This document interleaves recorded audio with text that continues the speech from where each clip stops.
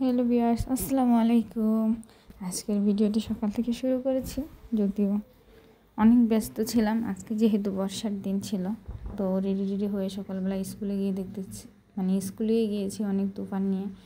খুব বেশি বৃষ্টি হচ্ছিল, আর দেখে খুব ভালো লাগতেছিল। গাছপালাগুলো একদম যেন তরতাজা হয়ে উঠেছে বৃষ্টি পেয়ে। তো স্কুল শেষ করে বাসায় চলে আসা হয়েছিল আজকে তাড়াতাড়ি।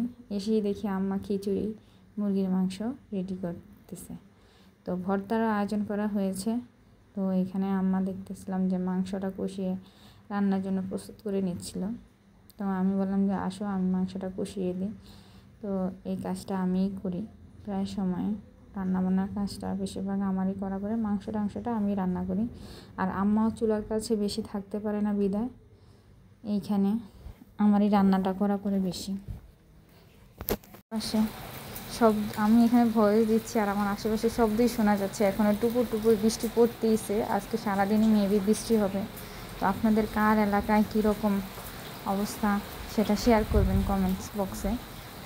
তো এই করতে করতে শাহিরা মাহিরাকে এর ফাঁকে রেডি করিয়ে, ওরা খুব দুষ্টামি করছিল, তো ওদেরকে রেডি করিয়ে রান্না বান্না শেষ হয়ে গেছে, তাই খাবার প্রস্তুতি করে নিয়েছি। তো এই ছিল আমার আজকের ভিডিও। সবাই ভালো থাকবেন, সুস্থ থাকবেন।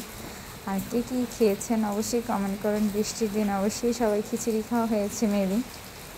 আজকে এই পর্যন্তই। ভালো থাকবেন, সুস্থ থাকবেন। আল্লাহ হাফেজ।